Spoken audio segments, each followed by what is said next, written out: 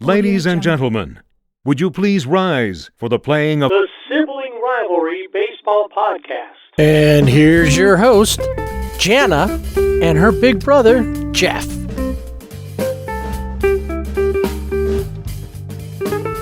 Sibling Rivalry Baseball Podcast, back for yet another edition. As we wind down the season, we are like what is this, the penultimate episode before we are on hiatus for the winter.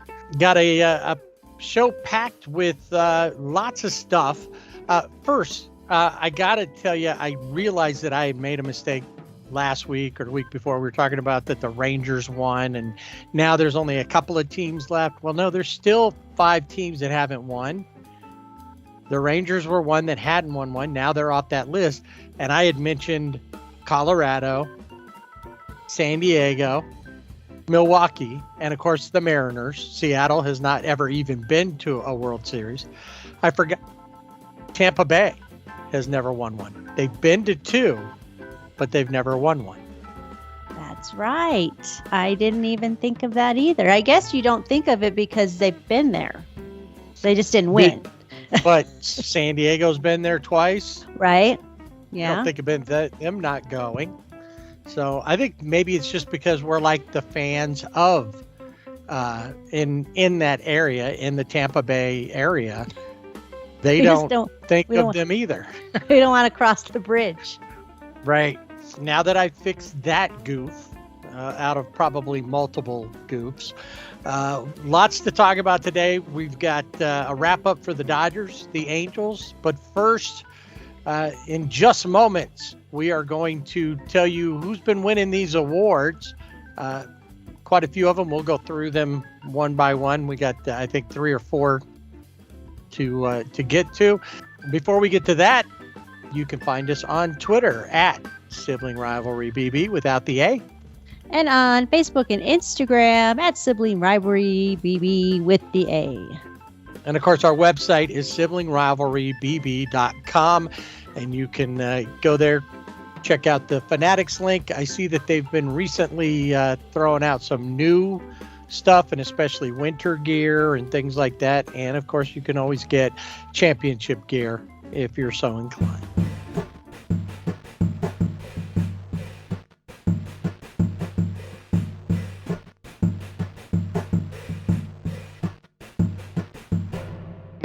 Well, a whole slew of awards have come out. The Golden Gloves came out. I'm sorry. You probably don't know what I'm talking about. The Golden Gloves came out. Silver Sluggers just announced. And, of course, we've mentioned before we're part of the IBWAA, the Internet Baseball Writers, that we were the inaugural podcast host of the year for the very first ever award ceremony that they had. And that and $10 will get us a coffee at Starbucks. That's a small coffee, just black, nothing extra to it. No pumps, 1, 2, no, whatever. Nothing. None of those specialty drinks. I don't even know. I don't either. Maybe an iced tea. Oh. I do like their iced tea. The green tea is pretty good. Anyway, where do you think we should start? I think let's go with the Gold Gloves because that was one of the very first ones. I think those were announced while we were still in the World Series. Yeah, those the Golden Gloves, as I like to call them. I always think of the Golden Globes, but the Golden Gloves, the Gold Gloves. There are the Golden Globes. Okay, yeah. Whatever works. There are 13 first-time winners, the second most since the award was established in 1957, trailing only last year's 14. And that's because the category of utility player was added last year. This is also the 4th consecutive year that there have been at least 10 first-time winners, which extends a record. 2 rookies won a Gold Glove awards, 1 in each league. And according to Elias Sports Bureau, it marks the 3rd time in the awards history that a plethora Multiple rookies. A plethora. I like that. Plethora. of That's rookies. a fun word to say. Yeah, plethora. Love That it. rookies have won. So do you want to start? Gazebo. Plethora. Plethora. Blubber. Do you want to stay in the American League? Well, and just because you said that, 2020 and 2022 were the other two times of the three that you saw multiple rookies winning. So why don't we start off in the American League, and like always, let's start off at first base. Nathaniel. Don't call me Nate. Lowe. First time Gold Glove winner for the Texas Rangers.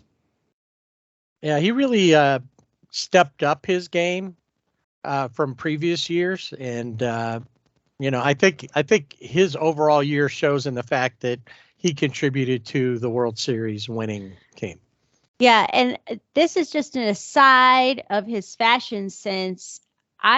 He always wears like, I don't know what they are. They're like mock turtlenecks, or they like I always like to think that they're like the Dickies that cousin Eddie wears in Christmas Vacation. That's what I really hope it is. That works. It is the season for stuff like that. It is. And even in the parade, I saw some pictures, and he was in the back of a truck, probably like with his wife and I think their dog. And he had that on. He had like the little mock turtleneck Dickie on. So that is his fashion statement. It's like his signature fashion statement. Then second base, Andres Jimenez. Jimenez? Yep. Jimenez. If it had been a J, that'd be Jimenez. Him. That's right. Jimenez. But it's Jim. I like Jimenez. Plethora. Jimenez. Plethora. Jimenez. Blubber. From the Guardians, back-to-back winner. One last year and again this year. All right, let's move to third base, and a guy who is out there and available. Yeah, I was just going to say, lots of chatter about this guy, Matt Chapman of the Blue Jays. This is his fourth time winning the Gold Glove. And he is the second third baseman in Blue Jays history to win the honor. And I was like taken back in time. I had forgotten this guy's name. Kelly Gruber. Oh, yeah. Any relation to Hans, do you think? Hans and I don't know, maybe. Well, I meant like Hans Gruber. No, I know, but it made me think of Hans and Franz. Which has got me all fired up for another great Christmas movie, Die Hard. Yes, that's a great one. Anyway, yeah, Kelly Gruber won back in like 1990, and now Matt Chapman is joining that. The question is, will Matt Chapman win another one next year with the Blue Jays, or will he try to win one with some other team? I don't know. They did extend the qualifying offer to him. The Blue Jays did. So we will see. So that he'll be one to watch. All right. Well, let's go to shortstop and the first rookie on our list. Anthony Volpe. Okay. Is that right? Yeah. Volpe. Plethora.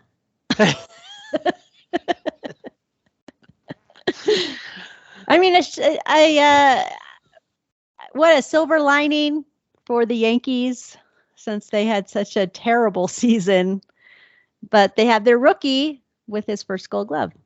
Yeah, well, that was the biggest part of his game. Not a great season at the plate, so we probably won't see him in the Silver Slugger Awards, but he's the second rookie shortstop to win a Gold Glove. Last year, it was Jeremy Pena from the Asterix who got it. Yeah. And I think he's also, I read, the youngest to ever win the Gold Glove for shortstop. Alan Trammell, Hall of Famer, back in like 1980, won a Gold Glove for the Tigers. Tigers, yeah. We did third base, shortstop. I guess we behind the plate. Yes. And I don't think this is really a surprise, just seeing what he did in the playoffs, but also throughout the season. But definitely the playoffs. Jonah Heim of the Rangers, first time Gold Glove winner. Not a rookie, but he joins Rangers royalty, Ivan Rodriguez, Hall of Famer, in winning a Gold Glove, as well as Jim Sundberg, who was one of my favorite Rangers back when he played. Maybe just because of his name, but whenever we'd play this baseball game, you might remember seeing Brian and I do this. It was a game that I think was something that Uncle Ron used to do, and use the baseball cards. You'd set up your teams, and then you could set them out in the field or whatever, but you use dice, and you'd roll the dice, and 1 was a single, 2 is a double. Yeah, I remember that. Just 1 dice, and then 5 and 6 were outs, and quite often Jim Sundberg was my catcher in there. So, who's to finish out everybody that plays on the infield? Who got the pitcher? Jose Barrios. Cool. Barrios? I don't know. Yeah, Barrios. Barrios, you know who? I'm trying to channel my inner Eduardo Perez, but it's not going well. It's not happening. Jose Barrios. So, you know who's got a connection to Barrios? I don't. Who was a former Twin? Bruce Gratterall. Oh, right. Yes, that's right. He right. looks up to Jose. Yeah, quite a bit, mentor. So. Mm-hmm. Part of the Blue Jays, who set a franchise record with 3 Gold Glove winners this year. Last year was like a terrible season for Barrios, and he turned it all around from a 5.23 ERA to a 3.65 ERA.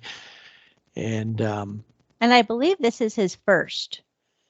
Yeah, I think that's true.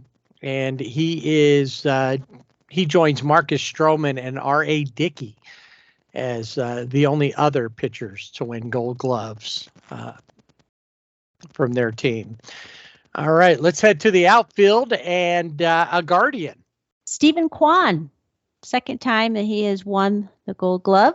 So, I mean, he came on like when he, was it last season where he was just gangbusters and kind of quiet this season, but obviously defensively, not so much.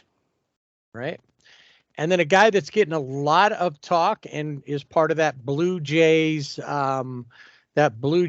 record of 3 team record, that is, of 3 players to get Gold Gloves. Kevin Kiermaier. Yeah, he's been attached, or his name has been attached to a lot of teams, and one in particular that I just heard is the San Francisco Giants. Oh, really? Yeah. I heard him something connected to maybe a couple of the other AL East teams, but like, hey, get him in, and then somebody with a solid bat for a couple of outfielders for one of the teams. I don't remember who they were talking about specifically. Right field. I would think that if you don't pay a lot of attention to baseball in general, you're kind of casual, or you don't really pay attention to the Rangers, you would think by looking at this guy that he's just a slugger. But he has got a great glove as well. The right field Gold Glove winner, Adolis Garcia. Yes, first time winner. So it didn't matter that he had 39 home runs in the regular season, plus 8 in the postseason. He had, his arm strength was like, he rivaled some of the great right fielders that just had cannons to throw people out. And I saw him do that a couple times during the season. I think we even saw him do it a couple times, or good throws back in, even in the playoffs before he went out. He definitely was a quality, and worthy of the Gold Glove in right field. And the last one is for utility player. And My this one, favorite Honduran. yes. And this one, when I saw it, it makes me smile because he just has a great smile. You can tell he loves playing the game. Mauricio Dubon of the Astros, first time winner. And yeah, it's really cool to see him get this award. And he has appeared at every position except pitcher and catcher for the Asterix.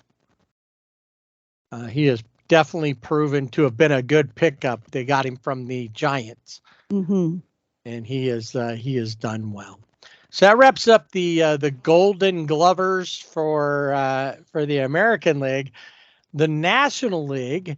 Let's start we'll go the same route. Let's start at first base with a guy who had a really bad playoffs, but is defensively one of the best first basemen in the game. Yeah. If not the best. Yeah, Diamondbacks, Christian Walker, back-to-back Gold Glove winner.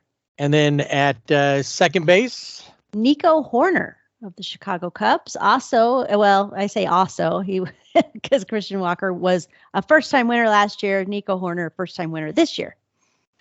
And one of many Cubs second basemen to win Gold Gloves, including Ryan Sandberg, Darwin Barney, and That's others. an awesome name. I love that. I love his name, Darwin Barney. That's almost as much fun as saying plethora. Yeah.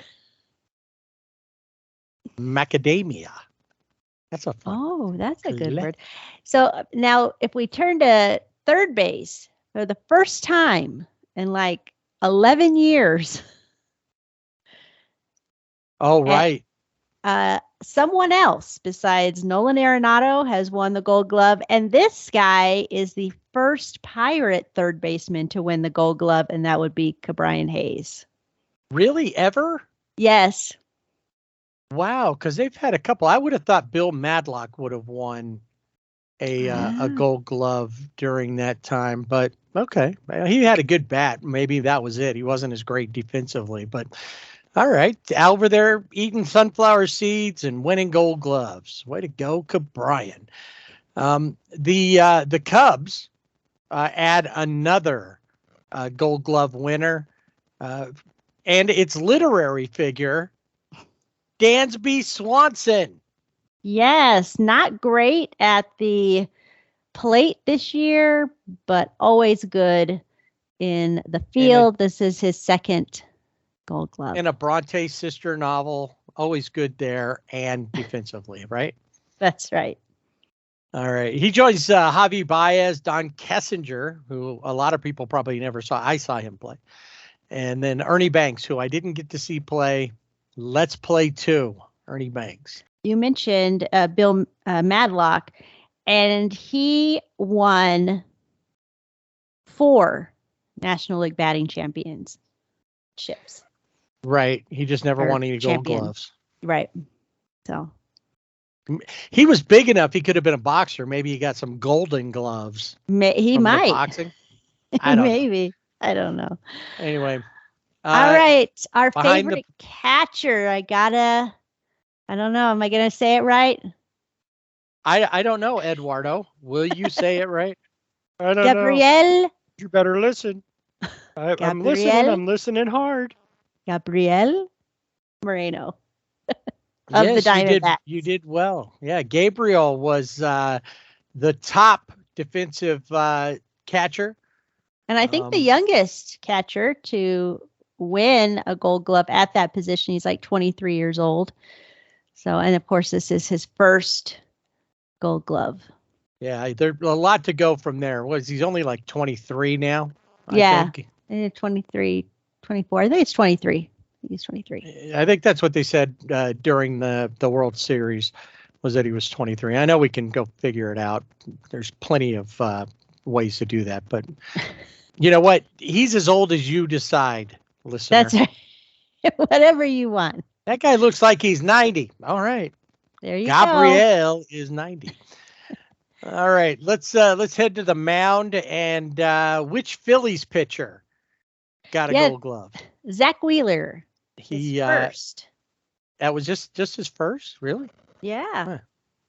Well, he did well there, and he becomes one of 4 Phillies pitchers now to have won. He being the 4th, Jim Kaat, Steve Carlton, and Bobby Shantz. I've heard Bobby Shantz, never saw him play, but I got to watch a lot of Steve Carlton and Jim Kaat. And Jim Kaat just retired from the broadcasting booth this season. Finally, the last Cub for their trifecta, they got the left field Golden Glove with Ian Happ. Yeah, this is his second of his career. You know what we need? We need a voice like that, like they have at the Oscars. Yeah. This is his second nomination and second win, or whatever. Oh, yes. Why weren't we doing that? Okay. I don't know. Let's try that. Maybe we should. Let's try it for the next last 3 here. All right. So, well, no, the last 3, right? Yeah, okay. Yeah. Let's go to, and now, center field Gold Glove.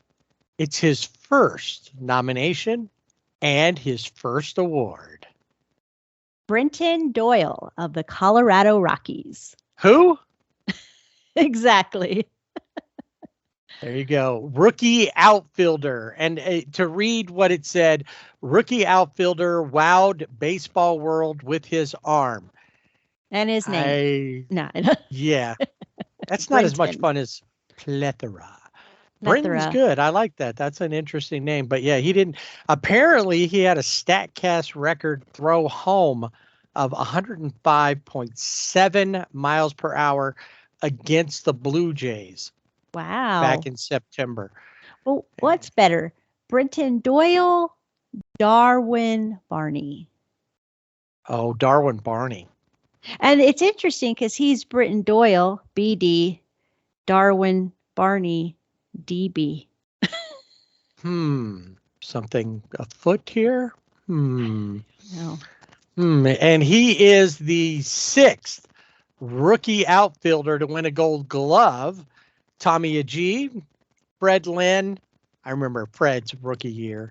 Ichiro. That's funny how you don't even have to say his last name. You just say Ichiro. Yeah, everyone knows. Luis Robert Jr. And, of course, Stephen Kwan, who we talked about a little earlier. Right field, his first nomination in right field. I don't know how many wins, how many times he's won. Wait, let's see. Well, if you just went with right field. Okay, so I don't know if he ever won one at the other position he used to play. I don't think he did. You could also say a ringworm survivor. Ringworm. Fernando Tatis Jr.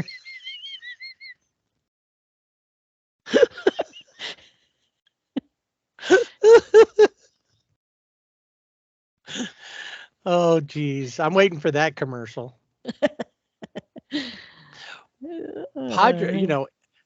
Baseball right fielder and ringworm survivor, Fernando Tatis Jr.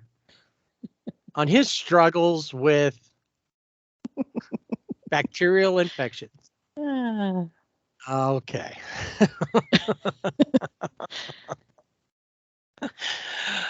All right. And so we'll just go by what they're doing here for these awards. His first nomination and first win for utility Gold Glove. Ha-Sung Kim, who I also believe is the first Korean to win a Gold Glove. Is that correct? Wow. Well, I don't recall a lot of. I mean, there's been Koreans around and Korean players around, but I don't recall too many of them that have played at the level he has. And many of the Korean players that I remember are mostly been pitchers. Yeah. So. No, he is the first Korean player awarded a Gold Glove. What do they? Do they like chant his name? Right. Oh yeah. Ha-Sung Kim. Mm-hmm. Yeah. So he's pretty cool. It's a pretty good one. And he was actually he was nominated in 2 places this year, as was Mauricio Dubon, and Mookie Betts, who didn't win. But Mookie and Ha-Seong Kim were both nominated at second base. Oh, that's right. Yeah. Or, got there. They were in the top 3. Yeah. And then, but Ha-Seong Kim walks away with the utility player. And I think it's just because he had such a great year at second base.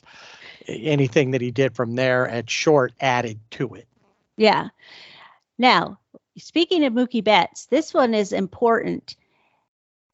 People magazine released their sexiest man alive, and it also had a list, the 2023 list of the sexiest men in sports. And Shohei Ohtani, Mookie Betts, and Cody Bellinger were on that list. Ohtani was at number 15. Mookie and Cody at 16 and 17. I'm just there's a name missing there. What name? A certain New York Met player that was rumored to be dating. Was it Ariana Grande? He was connected to her. That's right. How come he's not on the sexiest list? I don't know. Yeah. Didn't he have his walk-up song that was like milkshake, my milkshake bring something like that? I don't even know the name of that song, but I'm surprised he didn't have I'm Too Sexy. I'm too sexy for this list. Too sexy for this list. Too sexy. Anyway. I had to throw that one in there. Yep. All right. So just like they have now, see, this is something that we need to remember. When you get a defensive award, it's a gold glove. Now, doesn't that mean that there's a higher value to that because it's gold? Yes. I mean, I think that is the perception of gold and silver. Well, yeah, that song, one is silver and one is gold. Which is better? I don't know. Is one friend better, a gold friend or a silver friend? I don't know. Just drop the friends, grab the silver and a gold because they're both going to be good. Who cares? I don't need any friends. I just need the silver and the gold. Yeah. Well, the reason I say this is because now we're going to move into the Silver Slugger Awards. And that's the Slugger Awards. They're not the Golden Slugger Awards or even the Platinum Slugger Awards. If they really wanted to work out a deal, because have you seen the new iPhone commercials? They constantly say the titanium, the one with the titanium. Yes. They could have had the Titanium Slugger Awards, but no. Brought to you by Apple, of course. Nope, they didn't do that. So is hitting less precious than fielding? Because you only get a silver. Only get a silver. Also because in the Olympics, right? Gold medal. It's second place. Silver's your second. Silver is second. And if you win first, you're last. I think exactly. Thank you, Ricky Bobby. Ricky Bobby's dad. Yeah. That's who said it. All right. Well, let's start off. And you know what? Instead of going league by league, let's just go by base and give each one that won from each league on this. Celebrating his first win with a Silver Slugger out of the AL. Rays first baseman Yandy Diaz. He batted 300 or better in every month of the season, and his 330 average was a franchise best all time, and his 410 on base percentage tied for highest among first basemen. Taking the Silver Slugger in the NL would be, no surprise here, Matt Olson. And he hit cleanup most of the time in the Braves' crazy good offense. On fire. Yep. He led all the major leaguers in home runs. Had a 604 slugging percentage, which was best in the National League. So 54 dingers, 139 RBIs, more than anybody else in Braves history. And Hank, who never hit 50 home runs in a season, but ended up with 755, was a Brave. So that's saying quite a bit. Oh, yeah.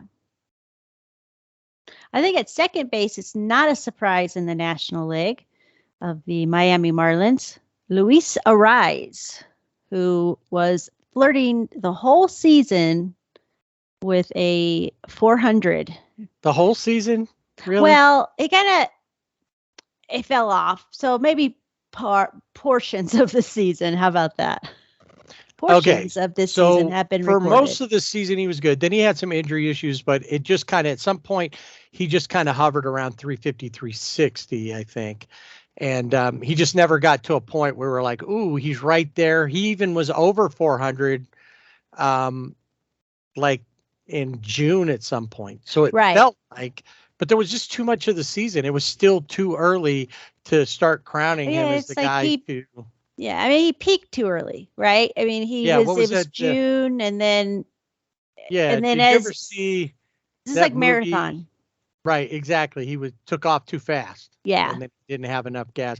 What was the movie with Gwyneth Paltrow, and she's like a flight attendant, and she goes to a big airline, and Mike Myers has like cross eyes, and somebody stole her test. Christina Applegate stole her test, and so she ended up getting a plum assignment, but yet Gwyneth Paltrow's didn't. But she was the best in the class. Everybody knew it. And Mike Myers says, well, you peaked too soon. Yeah. You're what we call a peak too sooner. A peak too sooner. That's Luis Ariz. Maybe he needs to work on that. I just want to thank everybody for listening to all of that nonsense for really not a great payoff. A peak too soon. I could have just taken that as my own and just said peak too sooner. But I wanted to give Mike Myers, he's been down on his luck lately, and give him a little bit of information, little credit for something. I don't know if you put that or not. Well, we'll head over to the American League and a world champion Ranger, Marcus Semien. Can we stop there for just a second? Want to go back because this is worth mentioning for Luis Ariz. He is the first player in the modern era, which is since 1900, to earn a batting title in each league in consecutive season. Oh. He had the batting title with the Twins last season. Yeah. And now with the Marlins. Yeah, much deserved to go back and mention that. All right.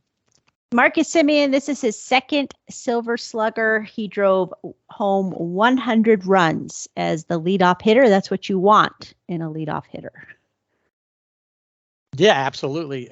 He didn't look great in the playoffs, but he definitely put himself in a great position to drive them during the season and help the Rangers get to earn that piece of metal. That's right. We go to the National League, third base, Austin Riley of the Braves. This is his second Silver Slugger. Yeah, he's only 26 too. So he seems older. Doesn't he seem older to you? He does. Yeah. He does. Had 179 hits, so just shy of that magic 200 number. 37 home runs, 72 of those 179 were extra base hits, and OPS of 861. And he's hit 30 homers or more 3 times in his career. And he joins only Hall of Famers Eddie Matthews and Chipper Jones with seasons like that as Braves. And then we go to Boston, Dateline Boston. Rafael Devers grabs his second Silver Slugger award. Yeah, 30 home. He went for more than 30 home runs and 100 RBIs for the third time. Another kind of silver lining, bright spot for Boston in their season this year. Yep. He became the new face of the Sox after Bogarts left. All right. Why don't we head out to the outfield? You want to do National League or American League first? Are we not going to do shortstop? You know what? No. Why should we bother? I guess. I suppose. Well, a bright spot for a New York team that just can't do anything, and maybe we'll continue that trend. We'll talk about that later in a choice that they just made. And that is Francisco Lindor, their shortstop, who had a 30-30 season, and this is his third Silver Slugger.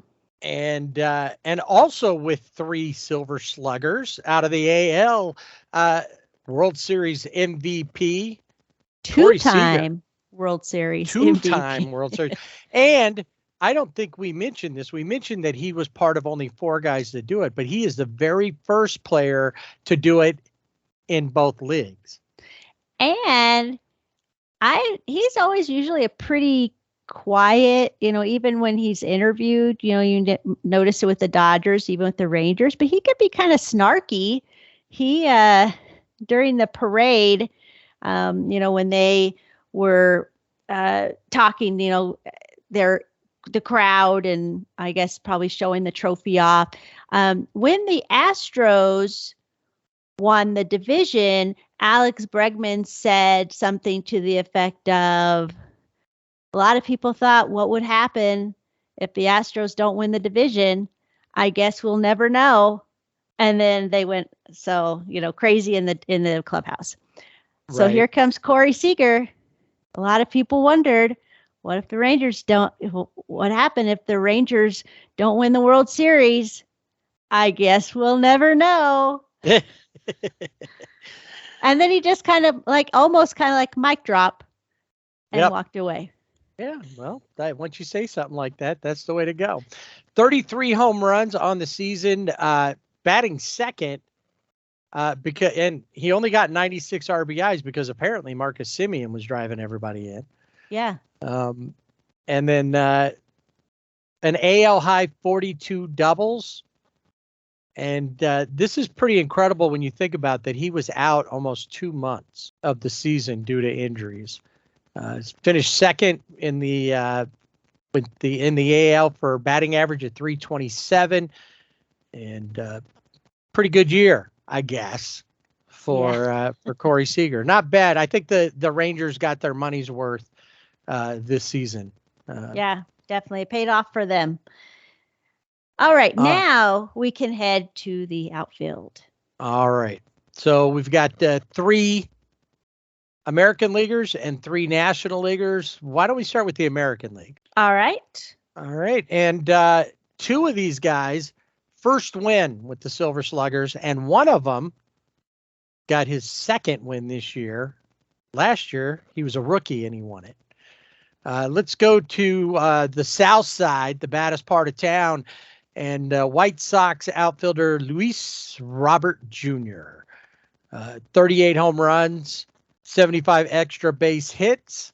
That's the most by a White Sox outfielder since Jermaine Dye back in 2008. Also with their first win, usually playing right field for the Asterix, Kyle Tucker grabs that, and he carried the load a lot this season because you had both Jose Altuve, and as great as Yordan Alvarez has been, he's kind of injury prone. And and both of those guys were on the IL quite a bit over the season. Yeah, they spinning quite a bit. He finished just 1 home run shy of being having the first 30-30 season for the Asterix since 2004. And then finally grabbing his second win. You can see him in T-Mobile commercials. Julio Rodriguez, J-Rod. Like I said, his second one, grabbed the first one last year as a rookie and collected last year 25 homers and 25 steals in his debut season, being the first player to ever do that. So what do you do the next year? 30-30? Yeah. Do it again. Well, also, we mentioned his contract.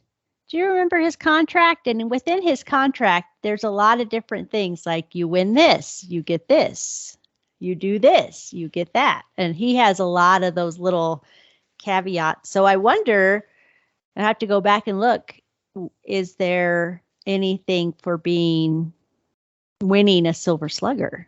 Bowl of Captain Crunch. Hey, something. Maybe a whole box. Ooh. Because you won it. Ooh.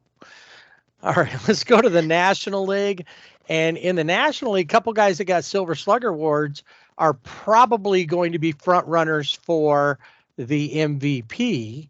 So let's start with the guy who's not, but probably if he picks it up and maybe goes to a different team, that he could might be an MVP front runner. Juan Soto picks up his 4th. In 6 seasons. He's only played in 6 seasons, and this is his 4th Silver Slugger. And I think the key to what you're saying is another team for Juan Soto. I think so. He is the first player since Barry Bonds from way back in the early 2000s to lead the MLB outright in base on balls for 3 consecutive years. If you remember, between 2002 and 2004, Barry Bonds, I'm surprised he hit. He either hit a home run or he got walked. Yeah, there that's was really no in between. No small ball. Yeah, there wasn't anything happening. If you pitched to him, it was gone. If you didn't pitch to him, he was still on first base. At some point, he was going to do. So you might as well just walk him, knowing that he 1 or 4. We might be able to double him up, but yeah, that's about it. Anyway, let's go to the guy who is absolutely the front runner. He's got for MVP. He has got his 3rd Silver Slugger, and this season he was just off the rails. Crazy was how great his season was. Yeah, 40 plus home runs, 70 plus stolen bases.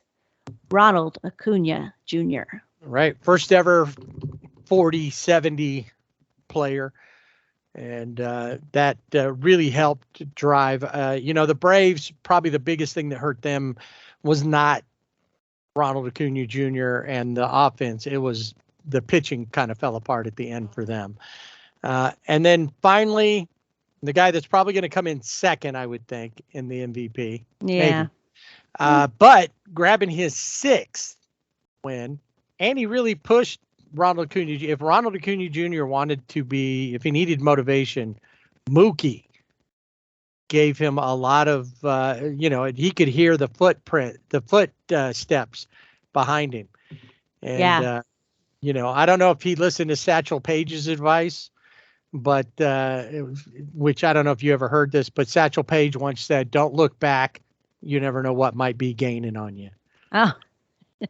And Mookie was right there. And for a while during the season, he was on his heels. Oh, yeah. He was really close. He had 107 runs. He drove home 107 runs from the leadoff spot. And, Mookie being Mookie. 39 home runs, which was a career high, 80 extra base hits, and only one player had a higher WAR than Mookie. Shohei Ohtani. I didn't say it because it goes without saying. Right. All right. Let's see. A couple of catchers got their first Silver Sluggers. Who'd we get in the NL? William Contreras of the Brewers. This is the first Silver Slugger and the first in the family, in the Contreras family. Yeah, Wilson hadn't gotten one, but he's a pretty good hitter too. But I guess being in Milwaukee was good for William. Yeah. Doubles, extra base hits, slugging percentage, he led in all of those. 17 home runs, and after the All-Star break, batted .314. And then one of my favorites, enjoyed watching him play when I went to Oakland. There's something about this kid. I'm not sure what it is. Up until the playoffs, since this guy has been with the Orioles. They had not been swept in a series until the playoffs. Yeah. Adley Rutschman gets his first win. He looked like he was going to be able to do that. His rookie season was pretty solid. And then he ends up hitting 277, 20 homers, 80 RBIs. And I think one of the biggest thing was that he drew 92 walks. It was hard to strike him out. I mean, he did strike out, but he was hard to strike out. A couple of names I think that are probably the most unsurprising names at DH. Yeah, well, look at the National League first, and that would be Bryce Harper of the Phillies. He has won his third Silver Slugger, and this was the season where he had Tommy John surgery and then came back. Started out the season on the injured list and then came back and wore that big, huge brace and learned how to play first base. Yes. So that they didn't have to put Kyle Schwarber in the outfield any more than they needed to, so that Kyle could just DH all the time. Right. Which was a big thing for the Phillies. And then this other guy, I see he has two of them, but I really don't remember anything remarkable about this guy who won in the AL.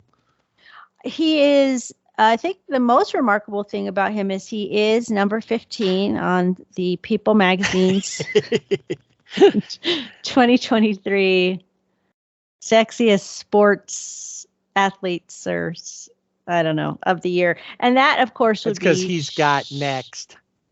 Shohei. Or no, he's got now. I messed that up. That's New Balance. Yes, he's got now. Yes. Yeah. Shohei Ohtani, who just donated baseball gloves to a whole bunch of elementary schools in Japan, across Japan. A bunch of gloves, not just one glove. Yeah, you guys they have to share. And when you're done, I think each send it to the next one. No, each school received their own gloves. Well, he's going to be able to buy gloves for every kid that wants to play baseball in the world once he signs his free agent deal, wherever that happens to be. And I'm pretty sure I'm going to go out on the limb right now. AL MVP, probably. I'm just going to say it. He's the AL MVP. He's going to win that. I don't care what he says. Interesting fact that I just heard about probably yesterday. The Phillies did not extend a qualifying offer to Rhys Hoskins, who had been on the IL the whole season. So it looks like Bryce Harper will continue in that first base position. Dave Dombrowski did talk about that he was, they called Rice and said, hey, here's what's going on. Rice said he understood, and we'll see. Yeah. See where he ends up going. Anyway, Shohei, just, here's for a guy that pretty much missed the last month of the season, 44 homers. So imagine what he would have done if he'd had a few more at bats. Yeah. Led the majors with a 184 OPS plus. That means the 84% above average. Led the American League with a 412 on base percentage and 325 total bases, and had a pretty nice year as a pitcher. And then finally, utility players. We talked about utility players in the Gold Gloves. They've got them here in the Silver Sluggers as well. One of them is a rookie, first-time winner, also from the Baltimore Orioles, Gunnar Henderson, who probably will also be Rookie of the Year. We think he is the favorite. Yeah. 28 home runs, and his longest one landed out on Utah Street. And it's the longest one in the 31-year history of Camden Yards. Scored 100 runs, 66 extra base hits, and a 125 OPS plus, playing between shortstop and third base. And then the other utility guy, and only a utility guy because he played center field and some first base for the Cubs. Cody. Maybe not again. Maybe not again. Cody Bellinger. Talk about a turnaround. He struggled so much and then went to Chicago, and look where he's at. I mean, that's what he needed. He needed a change of scenery. 307, 26 home runs.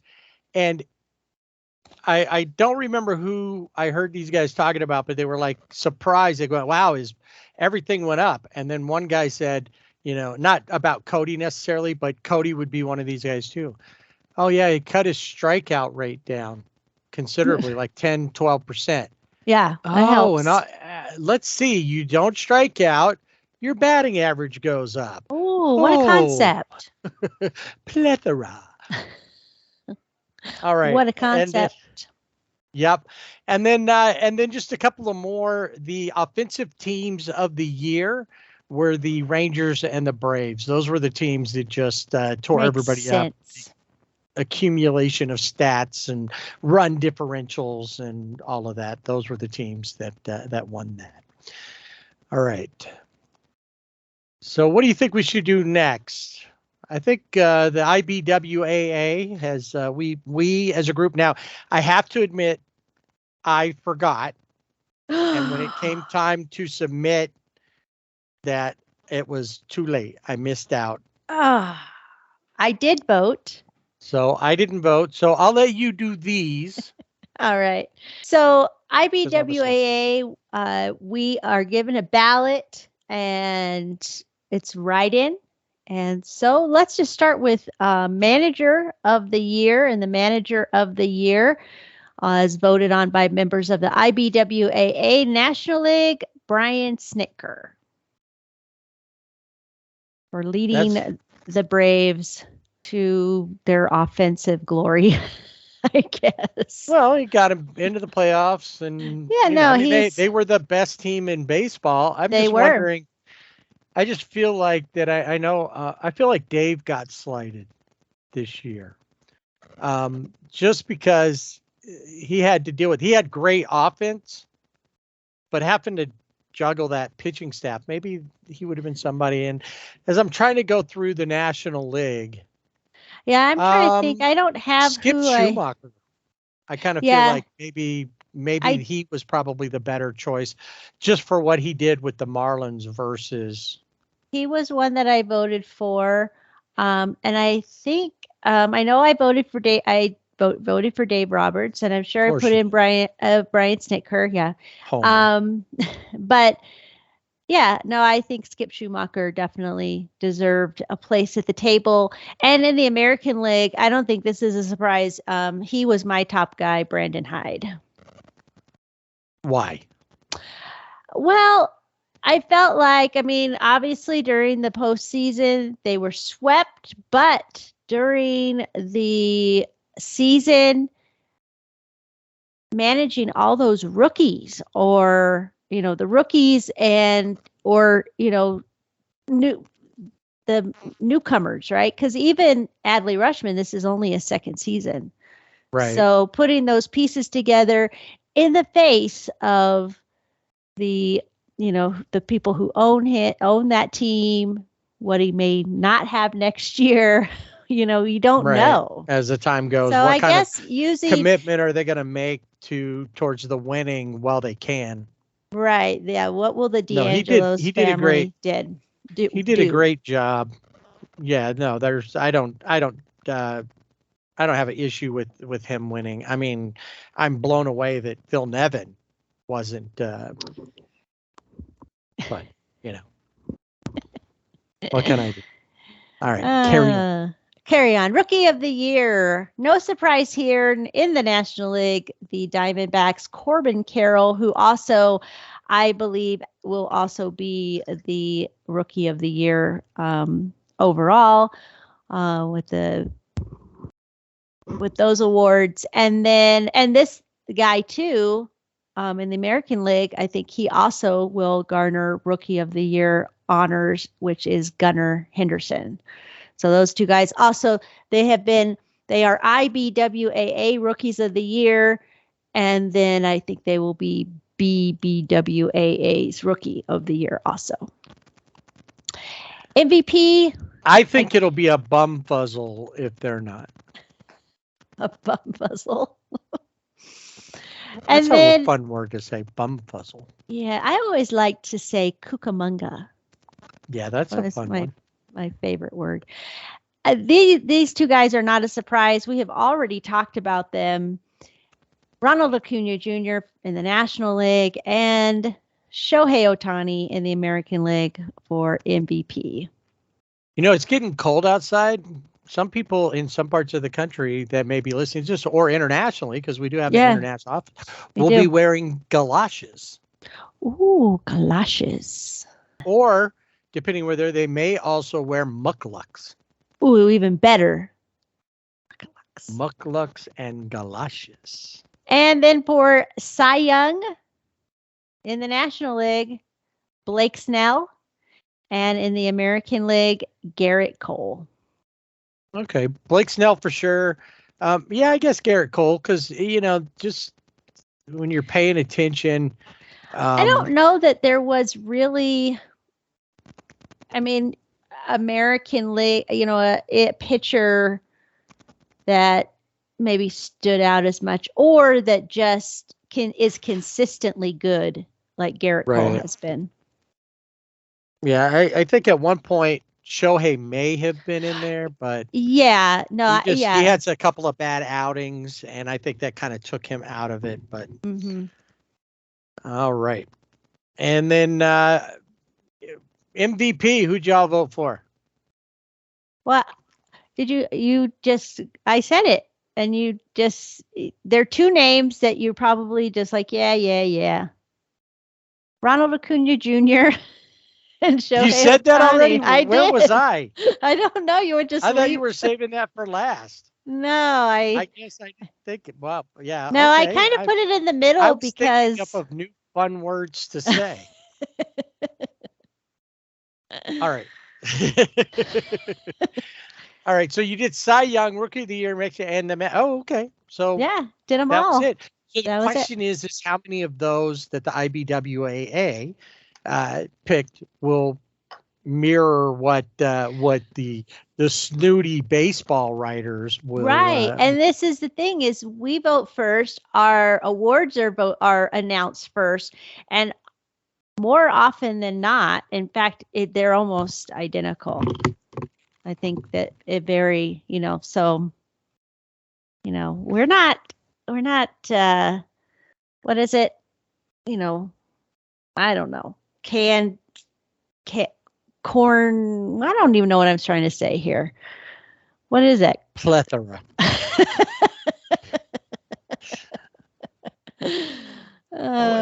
Yeah, we don't corned beef hash. I don't know. We don't follow them. We do our own thing. People have been, you're more likely if you had a great career to find your way into the Hall of Fame, the IBW. Of course, what we vote on and who we think should be in the Hall of Fame doesn't relate to. It doesn't, but they have an agreement with the wrong group. Yeah, and I think the IBWAA really are students of baseball. Like we really study players, and so it's not. Obviously, sometimes it can be because it's just the player's performance. Ronald Acuna Jr. I think would be a good example of that. But there might be others that that wouldn't necessarily get the award, maybe nominated, but wouldn't win the award because name recognition, team name recognition, things like that. So, yeah. So those are our awards. But I do have an award. I found this other award, so I don't know if you want to talk about it now. You want to end with it. We do have the nominations for baseball writers. Let's save that. You said you had some other neat awards I hadn't heard of, so What is it? I stumbled across this. This is a minor league baseball promotional seminar. It started just informally in the 1980s, and it's really become something that fans, in the minors get. I know I always look very first thing when the isotopes, what are the promotions? What cool stuff are they giving away or doing at the ballpark? And these are called the Golden Bobblehead Awards, and they are honoring the top promotions in different categories. And that, it just it started and they've continued with this award. So this year's Golden Bobbleheads were awarded at the inaugural fall meetings, which took place earlier this week in Las Vegas.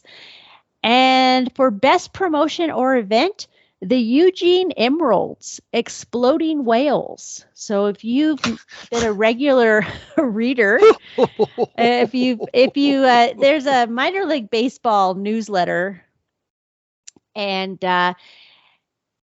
in Eugene, or actually in Florence, Oregon, in 1970, there was a beached whale that was on, obviously, the beach. And they attempted to remove it by blowing it up with 1,000 pounds of dynamite. And it did not go well.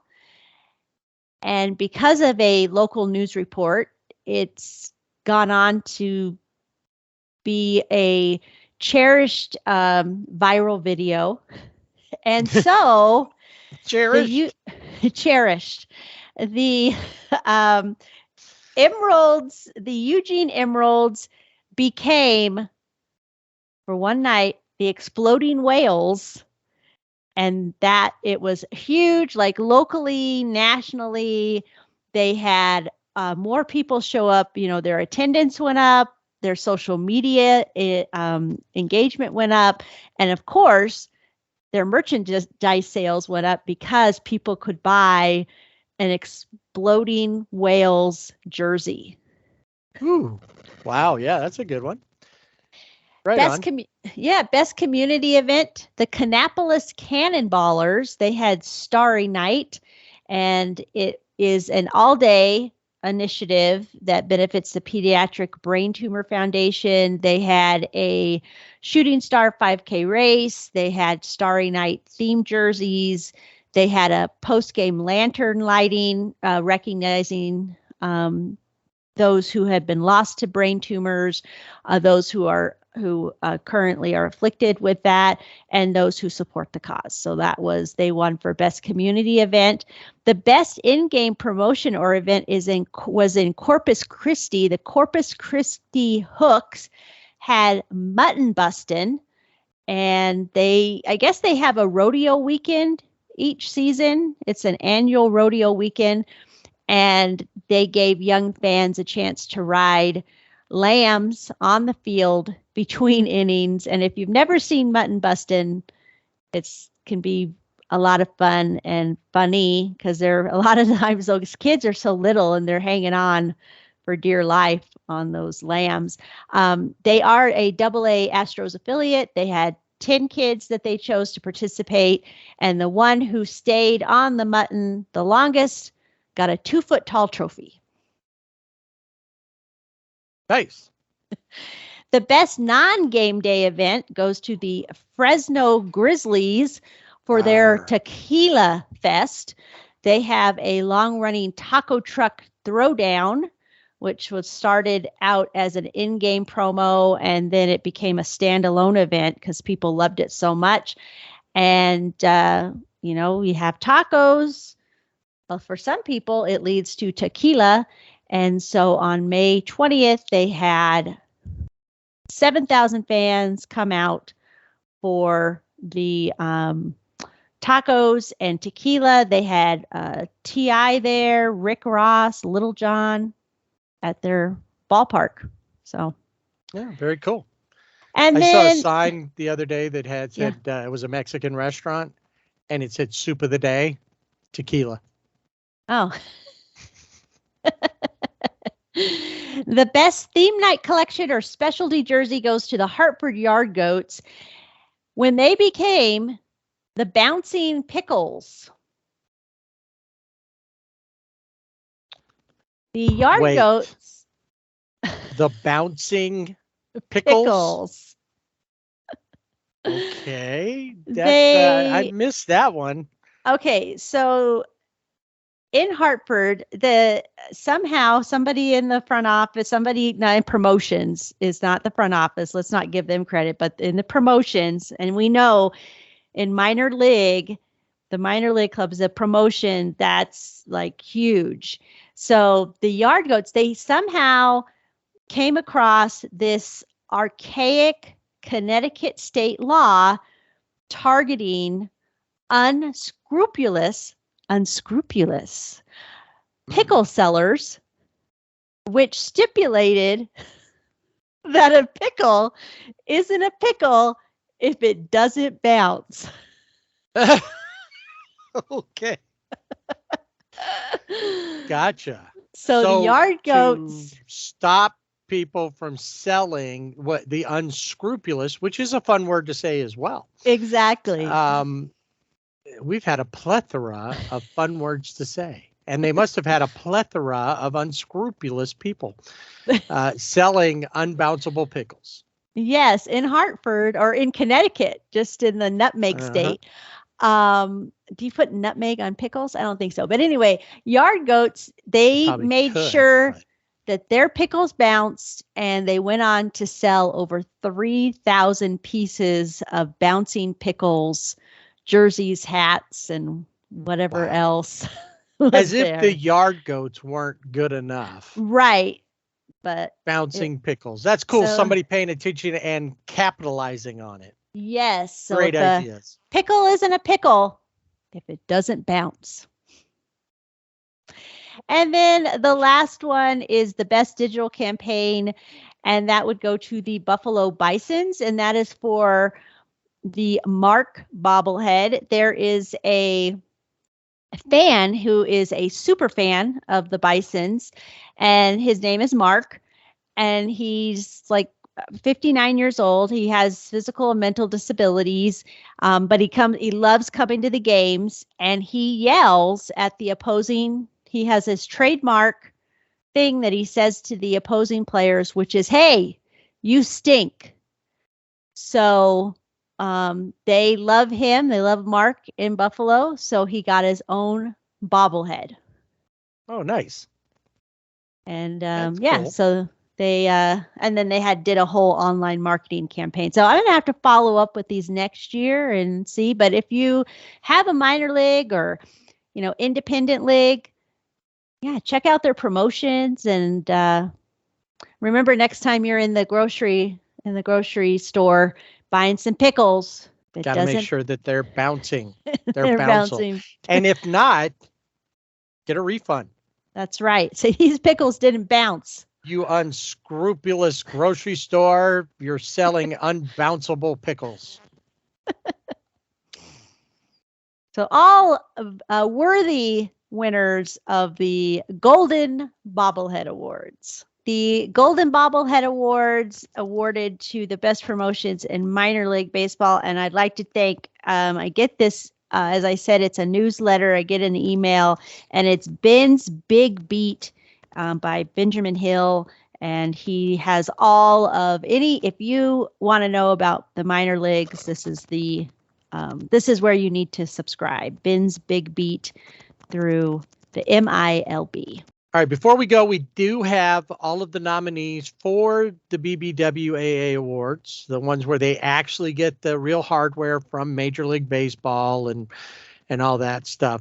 So why don't we go around just as they announce them out? The first award up is always the Rookie of the Year. Who do we have for nominees?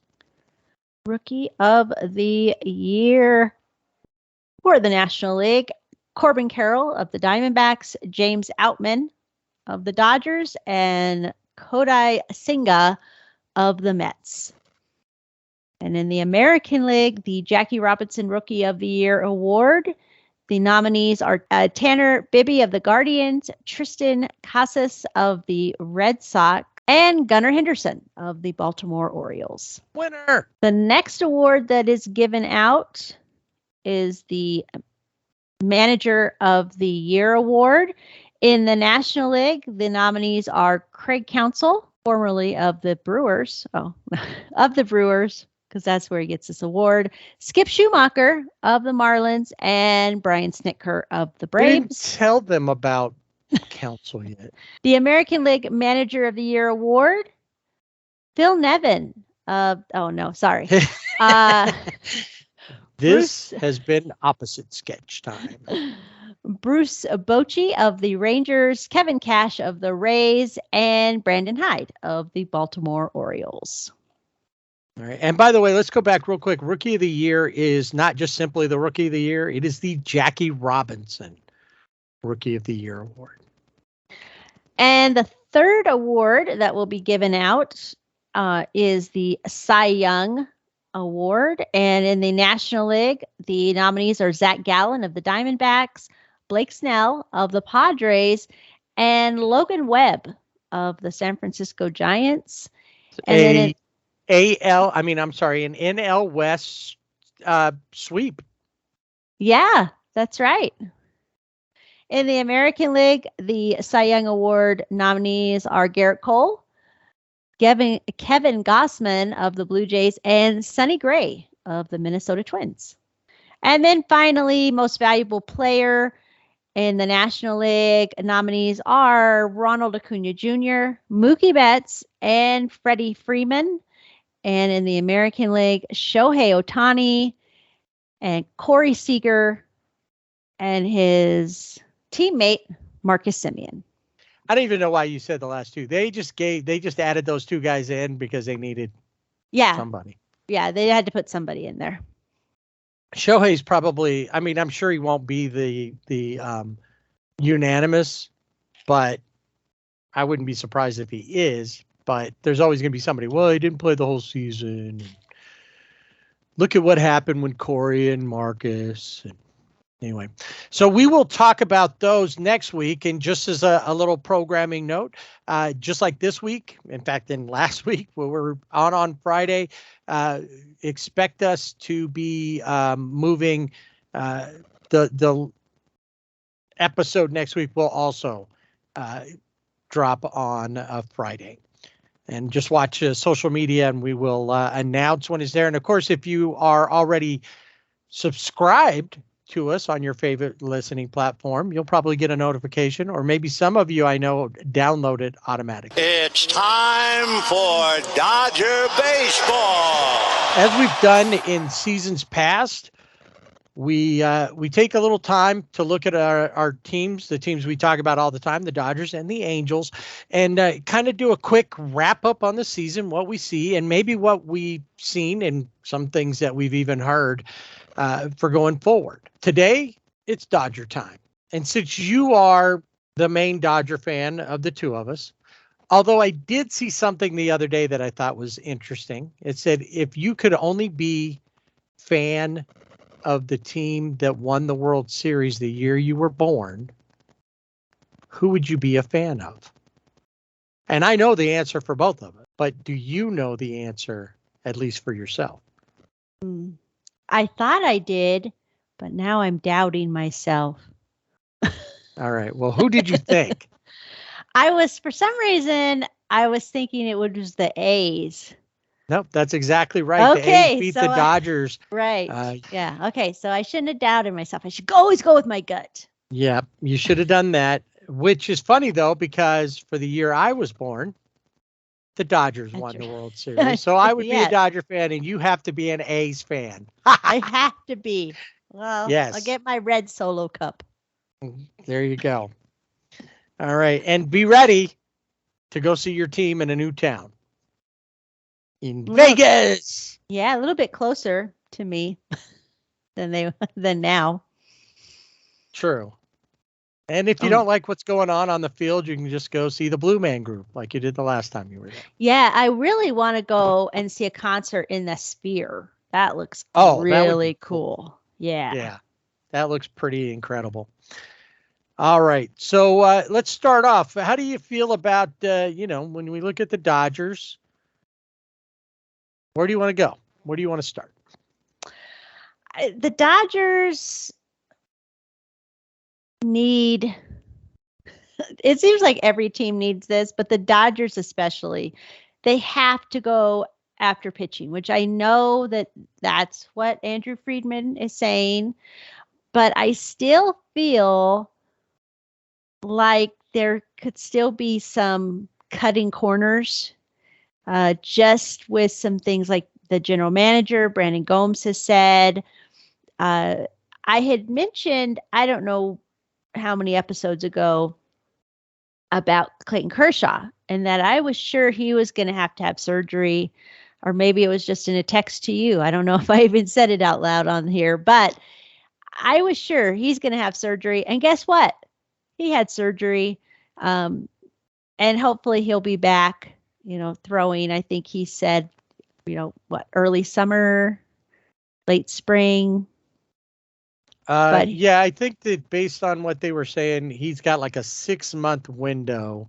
Yeah. So we're looking at April or May before he starts throwing again. Yeah. So it'll be a while, but Andrew Friedman wants Clayton Kershaw back. I think Dodger fans in general want Clayton Kershaw back. You can't see him playing with any other team. So I'm pretty sure, depending on what, how his rehab goes with the shoulder surgery, how well he feels, I see him back as a Dodger. But the Dodgers really have to be in on these free agent pitchers, which there are a lot of them.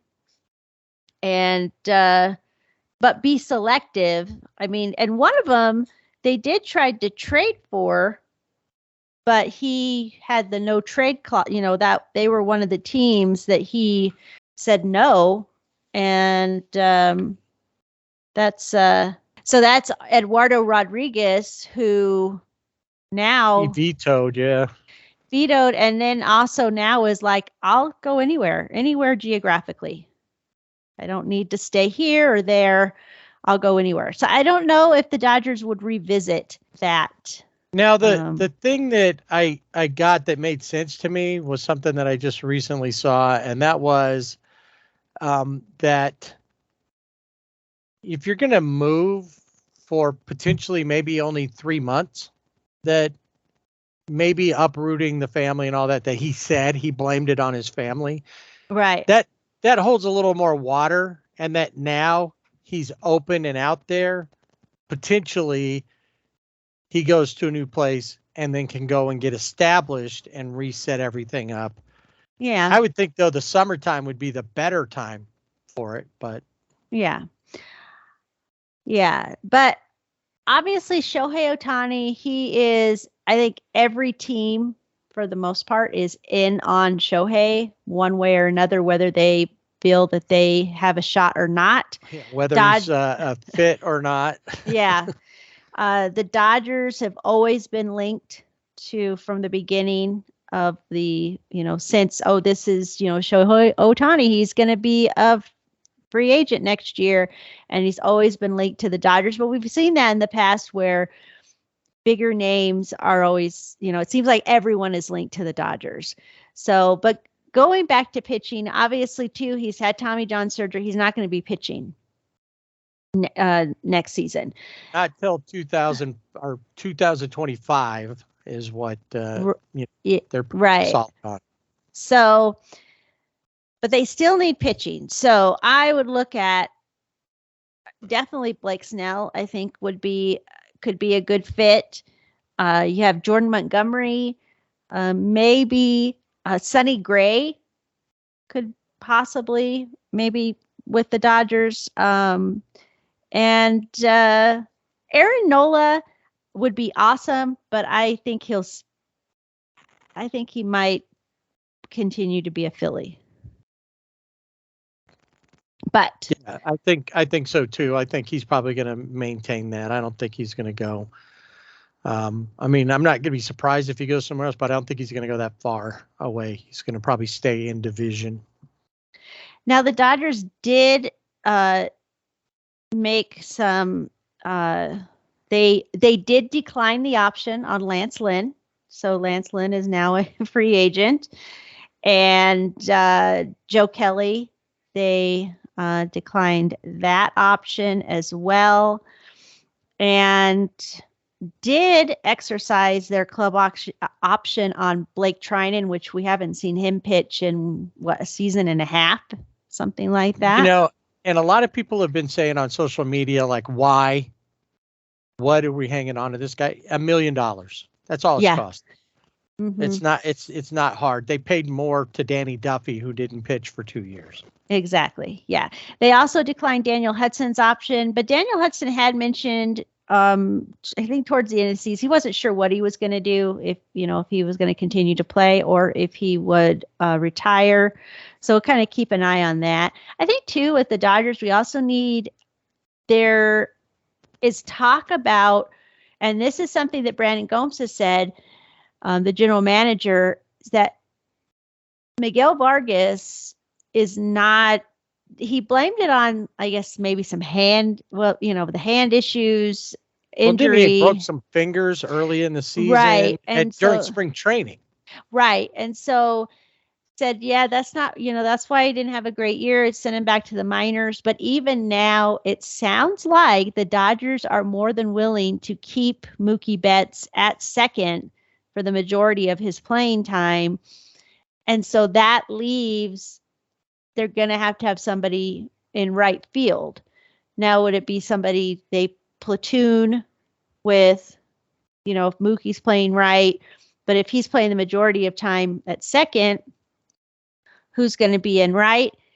James Outman, obviously in center, but who's going to be in left? Because David Peralta is not going to be back. He also had surgery, like on his elbow or something. And wasn't it Andrew Friedman was like, I don't know of any surgeries that are happening for the Dodgers. I don't know of any. These guys were all free agents. Right. So I guess maybe he was truthful in that.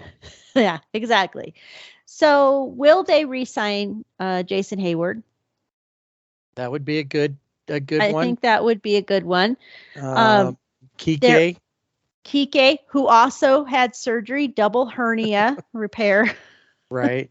His not as bad as for like the other ones that keep guys out longer. Now, one name that is coming up for right field, and this may be playing into the talk because Mookie Betts most likely will be playing the majority of the time at second, is Teoscar Hernandez has been linked to the Dodgers.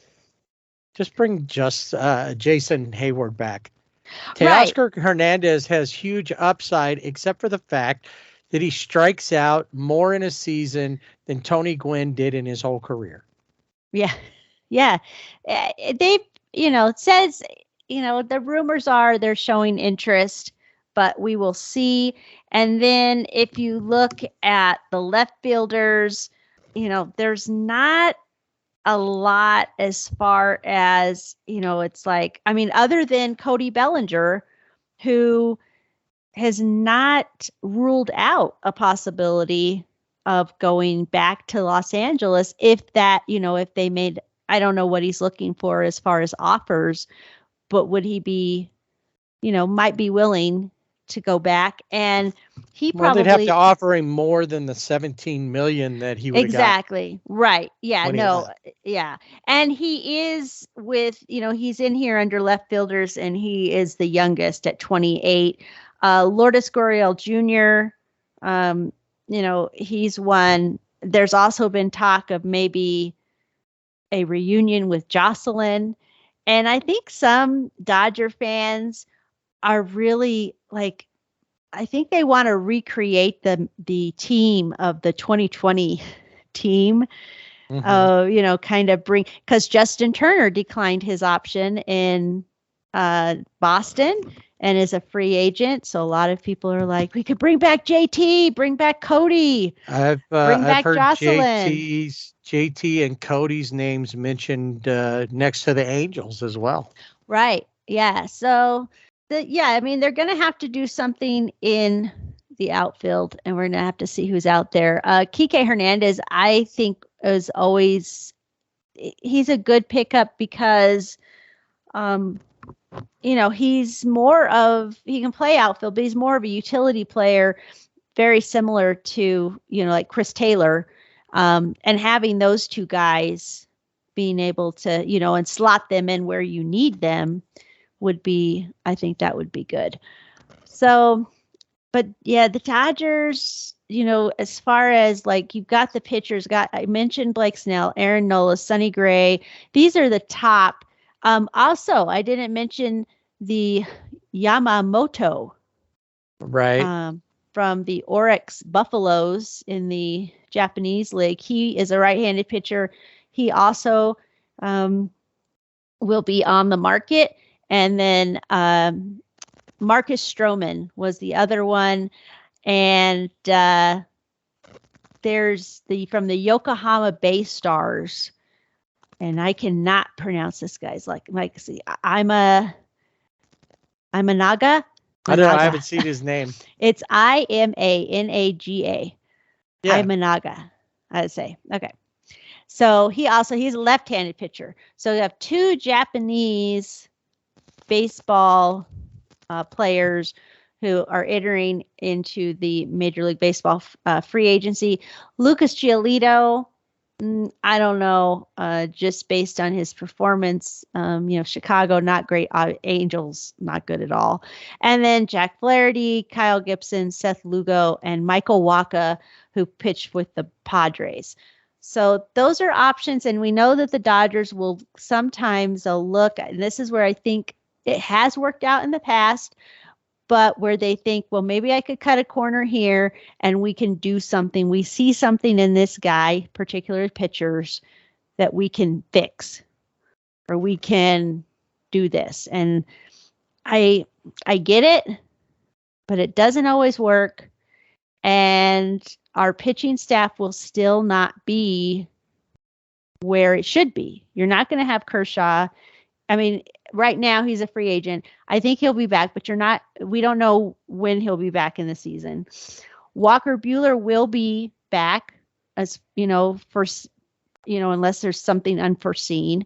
But we know he'll probably be on an innings restriction or a pitch count restriction for a while. Exactly. Yeah. You're not going to have Tony Gonsolin, Dustin May. You're not going to have Dustin May.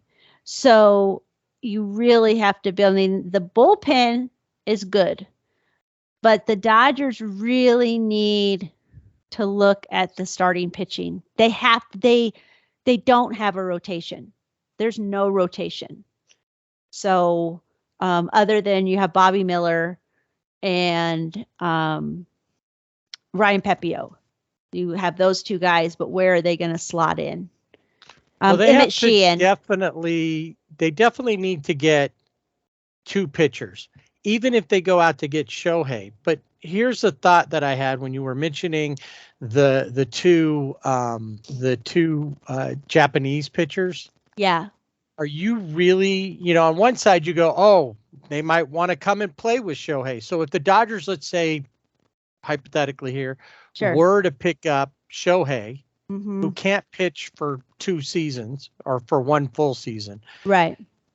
Do you want to go to that team and be overshadowed by Shohei, who's the biggest Japanese star? That's a good point.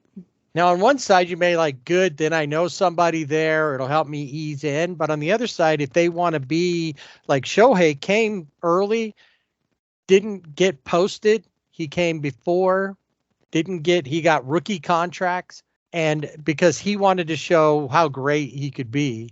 Right. And he wants to be a Hall of Famer someday. Yeah. And he wants to do it on both sides of the ball. This guy coming to pitch, does he want to stand out on his own, or does he want to be there in the shadow of Shohei that may not even allow him to ever show just how great he is? I don't know. No, I think that's a really good point. So, I mean, obviously the Dodgers are in on Shohei, whether that comes to fruition, who knows? And I think, as you have mentioned, with the free agency, everything kind of will depend. Once Shohei is signed somewhere, then everything else I think falls into those other free agents will fall into place. Gavin Lux is going to be the shortstop, and we'll see how that works out. Will he make it through spring training, and what will it be? He's had a good recovery from what the Dodgers front office is saying, but what will it look like once he gets out on the field playing every day? And how is he going to hit? But he right now going forward will be the starting shortstop for the Dodgers. Now the Dodgers also need a third baseman, because they did an extension with Max Muncy, $24 million for 2 years. So will Max continue to be at third base? Will he be a DH? But if Shohei signs, he could hit potentially. They're saying he can hit, not pitch, but he could hit. You're not going to put Max Muncy in there to be the DH if you have. No, Shohei. He's going to play third base. Yeah. They're not going to go get a third baseman. And honestly, I wouldn't be surprised if Max is having issues. Miguel Rojas is still a Dodger. Yes. And Lux is going to play there. They might think about moving Rojas to third base. Yeah. I didn't think about that, because he is still, that's a good point too. Yeah. Well, and they, depending on how Lux, comes in, you obviously have to see spring training. Could be a platoon, with Rojas and with Lux, depending on how well he does. I mean, he hasn't played the whole season. It's a long time. Right. He's going to have to really show himself. And if there's any issues, they're going to move him around. So, yeah, the Dodgers, I think, need to work on Shohei, but I think they should just be working Shohei on the side and straight ahead going after Blake Snell or Aaron Nola, or even like what's his name down there, Seth Lugo. I would even say reach out and see about Jordan Montgomery. Yeah. I mean, those there's would a be couple of other pitchers maybe, but yeah, the top. When you look at the starting pitchers, there's some out there. You think, obviously, starting pitchers, Shohei Ohtani, 18.4 WAR. Aaron Nola is next at 10.2. And then you have Blake Snell, Sonny Gray, Jordan Montgomery, Clayton Kershaw, and Clayton is at 6.2. And then the next guy is Marcus Stroman at 4.8. So if you're looking just at that, wins over replacement, I guess you could go by that. But there's a lot of guys out there. I wouldn't go at WAR. I would look and see what are the guys who have what we need. What do we look at? Like you said, the Dodgers come in with not a lot. I mean, here's a team that won over the last 5 seasons, won over 100 games, 4 of the last 5. And the only reason they didn't win 100 games in 2020 is because we know it was abbreviated. But they won 43 games, which that kind of matches up. If you probably did the math and percentages, it's probably close to the same winning percentage from year to year. The Dodgers definitely, when we look at Bobby Miller, like looking at pitchers right now, who would be in the rotation? Bobby Miller, obviously, he's a right-handed pitcher. Ryan Pepio, also a right-handed pitcher. And then if you wanted, Michael Grove, a right-handed pitcher, Emmett Sheehan, so a right-handed pitcher. Got to get some left-handed pitching in there. And so maybe, I don't know. Does that matter? Because even Walker Buehler, is a right-handed pitcher. So, but I don't think that you're going to see all of them. Bobby Miller, maybe Emmett Sheehan. Blake Snell's a lefty. You got to go out and get somebody like that. There's not, at the very top, there's 2 or 3 good pitchers, and then it drops off quite a bit. It's not like, so unless they're confident in what they would bring in. They need, I honestly believe you need to do a split, 3 righties, 2 lefties. So that's that what way I was thinking. because there's a lot of teams that have just all one, or they're concentrated on one side or the other. The Dodgers, the one thing that I see is, like I was saying, they've won over 100 games a season for 4 of the last 5. They finished in first place in 4 of the last 5. And one of those was when they won 106 games, and they still were second in the league. Yeah. Yeah. So they need, but the bottom line is I don't think anybody, Dodger fans, baseball fans, anybody that looks at this team and says, we need this to be a 100-win team. They don't care. Be a 95-win team. What does it take to win the World Series? And I think we know that they fell apart offensively. So don't really know what to do there. When Mookie talked about it, when asked about it, when he was talking during the World Series, because he was there doing some stuff, he just said, I have to be better. Well, yeah, but there's not any, he even said, I don't know, did the layoff, was that it? I don't think so. It doesn't matter. I needed to go out and play better. Freddie said the same thing. Every player on that team needed to say that. See, and I said earlier, I think I said that they needed to be, I felt like they needed to be, that they weren't disciplined at the plate. Maybe they needed to be more disciplined because I felt like they weren't. And then Max Muncy came out and said, oh, we needed to be less. We didn't need to be disciplined. We needed to be less. And maybe that is, I don't know, because what is the answer? My answer is, what did you do all season long? Yes, that's true. And that's what's going to take it. They didn't have quality at bats in a lot of those cases. The guys who drove them all season long fell apart when they needed them. And if they had lost, if the offense had played like the offense played throughout the season, and they lost because of pitching, everybody would have said, we expected that. But the team lost. There was bad starting pitching, but the bullpen picked it up. And had there been better offense, with the exception of maybe one game versus the D-backs, they could have beat the D-backs, but they never overcame. It was like 2 4-2 games. It was only the 1 11 to whatever game that was it.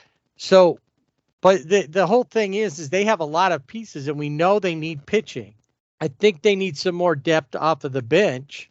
And as much as everybody wants to, hey, let's get this guy back and this guy back, I think finding some guys who are not old guys, but not rookies, finding 2 starters. They don't have to be number ones, but they should be 2s or 3s.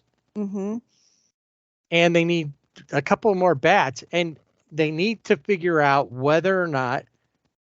And the hard part is that Max has nowhere to go but third, because Mookie's going to be at second most of the time. Right. Freddie's at first. He's not going to play shortstop. He's not going to play the outfield. Mm-mm. And and like you said, if they go to Shohei, and even then, I don't know. He could be a decent DH. He had a better season this last season. Mm-hmm. And then the outfield, can James Outman continue? Do you bring Cody back and hope that the bat he had this year continues on, or does he go back to his old ways? Yeah. No, all good questions, because that's one thing I was thinking is you go back to a team and say Cody Bellinger goes back. Like you said, does he fall into that trap of being complacent, or, you would hope not, but just being not that great, and that maybe being away from obviously being away from the Dodgers was a better move for him, because look what he did, turn himself around. And so maybe the Dodgers is not a good fit for him anymore. I would say, I mean, obviously he could come in and have a spot with the Angels. Yes. And I still believe that, we'll talk about it next week, what you do, but yeah, but I'd also look if I'm the Diamondbacks, I would look at him as potentially my left fielder. Yeah. That's an upgrade over Gurriel. Mm-hmm. And, I mean, sure, he doesn't have purple hair, but you put him out there and left, Carroll's playing center. I think that works. They don't really need the pitching. I mean, I'm sure if they can pick up another pitcher, they will.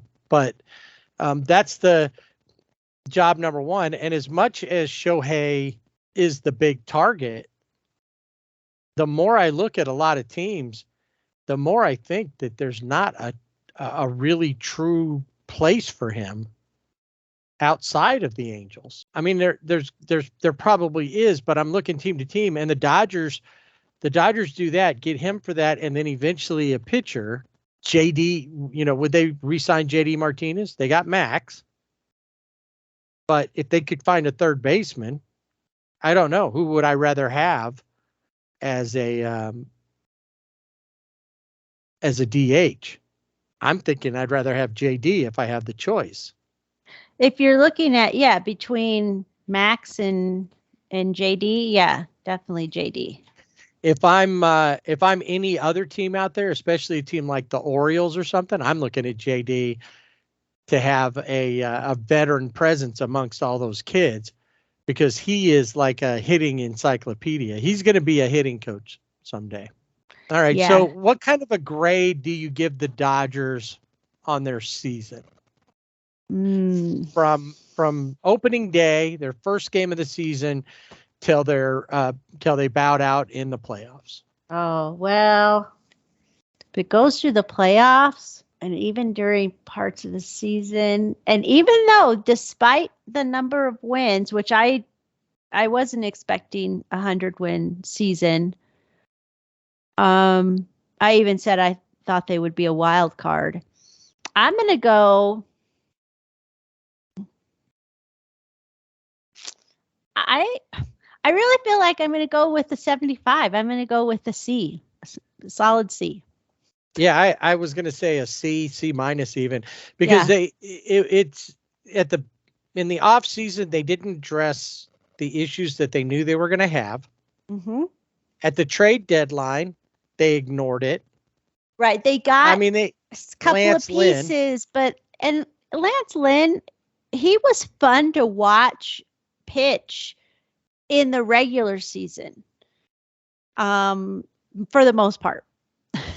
But it's easier to watch him give up 3 home runs in an inning when it's just the regular season. Exactly. But that performance, which he was a tease, because it's like, they could win this game. And then he was honestly, he did to the Dodgers in some ways like Scherzer did. Scherzer came in that playoff game versus the Giants out of the pen, and like the world, we all Dodger fans, you loved Scherzer at that moment. Oh, at that, yeah. He was incredible, and you're like, we can't wait for this guy to pitch again. And he said, I will next season with the Mets. Yeah, not doing it. Interloper. Oh. So I give him a C as well. I don't think that between Andrew Freeman and Brandon Gomes, who is just kind of a placeholder, I think, for the most part. They didn't address anything. Now, part of it may have been that, like we talked about before, the ownership's like, we're going to get over 3 million fans. The money's coming in. People buy LA gear because it's iconic looking. They're from LA, or because they like the way it looks. They don't even know what a Dodger is. Right. Yeah. But they're buying the gear. Mm-hmm. And so they're making all kinds of money. If we don't make it, we don't make it. They didn't care.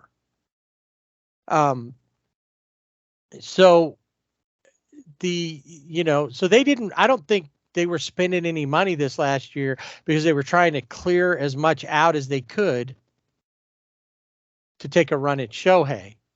Right. The other thing is that I guess you could always say the elephant in the room, which the Dodgers have had in the past with Trevor Bauer. So we still have not heard anything on what's going to happen with Julio Urias. We know he will not be back as a Dodger. I don't think he'll be back playing in the majors anytime soon. So, but he's also a free agent. Well, and Scott Boras said just the other day during the GM meetings that they haven't heard anything from anybody. So, Mexican League, here he comes, as you had mentioned before. But that's another pitcher, though, that probably they would have signed, and that's a loss. Yes. They've got to, like I said, bottom line is they got to pick up the pitching. That has to be solidified, whatever they do. And this coming season, the answer to the pitching is not named Shohei Ohtani. Right. Yeah, we know he's not going to be pitching. So who are they going to get? And they really do need to get those, like you said, 2, 3, somebody that's that they don't need to, I guess, fix, because that seems to be lately, it's kind of been the pitcher, project. And then the bullpen, they need to, reinforce it. Mm-hmm. I think they need to re-sign Joe Kelly. I don't know why they didn't, but yeah, because they I think they so can get too. him for less money. But somebody may overpay for Joe somewhere else. Yeah. And then, but Joe's become kind of a Dodger legend. People were happy to see him come back. They were, super excited. And even when he was pitching with the White Sox and they came and played at Dodger Stadium, got a huge ovation. And then, of course, when he came back, everybody's really excited. So, yeah, I think they need to get him back in the bullpen. That would be a good pickup, along with Kike Hernandez. I think they need to re-sign him, and Jason Hayward. I think Jason Hayward for sure. And then maybe a couple other new faces to mix in there to kind of bring, because supposedly there was supposed to be some kind of a fire that wasn't there, and I don't think that it matters that you have guys who've never been, like Miguel Rojas was one, and Peralta, I think was one. That obviously doesn't. The fire that we need needs to come from Mookie, Freddie, Will Smith. Yes. Yeah. You need it from your pitchers. You need those guys out there. I think Blake Snell's a good guy to come in and show some fire. And honestly, from the Dodgers standpoint, Blake Snell always pitches the Dodgers good. Mm-hmm. So what do you do when somebody's beating you all the time? Put them on your team. They can't beat you anymore. That's right. Yeah, no, I would be in favor. I would really I think that Blake Snell would be a good signing for the Dodgers. But I just don't want them to, like I said, kind of cut those corners where, when they're looking. And that's why giving them the seed that they just kind of put their head in the sand, and it just can't seem to get worse. It was like Dustin May came back, looked good, but then had to have Tommy John surgery again. Right. And notice we never talked about him till now. He may not even pitch next year. Right. We don't know about Gonsolin, right? His head surgery. We don't know when he will be back. And then Walker Buehler did start kind of doing some rehab, but they pulled that back, which I think was a wise decision, because that could have potentially been, you could have made it, re-injured. It could have been, something comes loose. I don't know, but it just not a full recovery.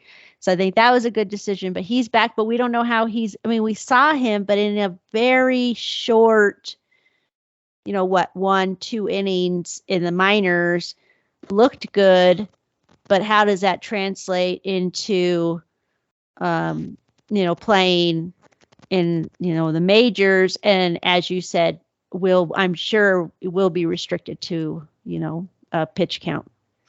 So. Right. Yeah, he's not going to do this. So the other thing that we didn't talk about is there are some names being thrown out there for potential trades.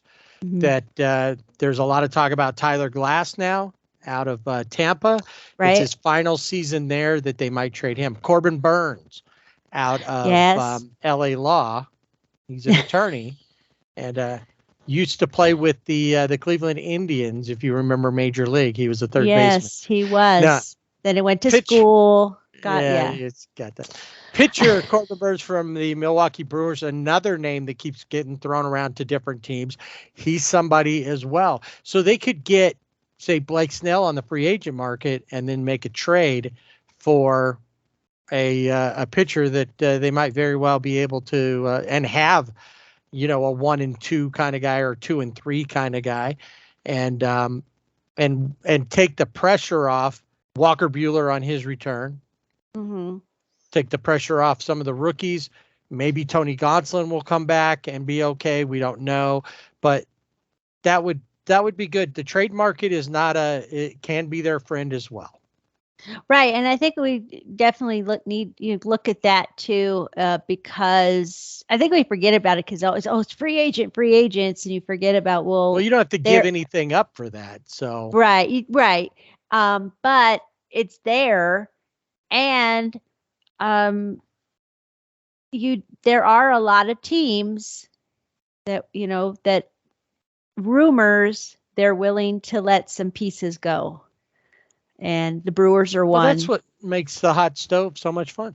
Exactly. Yeah. So we hope the hot stove hopefully is not, in the years past it's been kind of chilly, kind of cold, gets a spark. So hopefully for a flaming hot stove.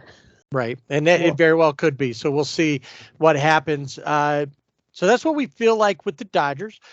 Next week on the final episode of season 4 of the Sibling Rivalry Baseball Podcast, we will attack the Angels. And there have been already some big changes. And we'll see what we think and where we might be going there.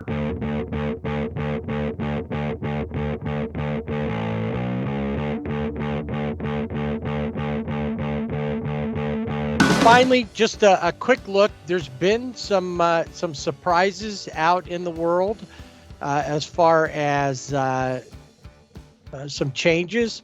Jerry DiPoto's already made a couple of trades for people we don't know who they are. So the Mariners are in there.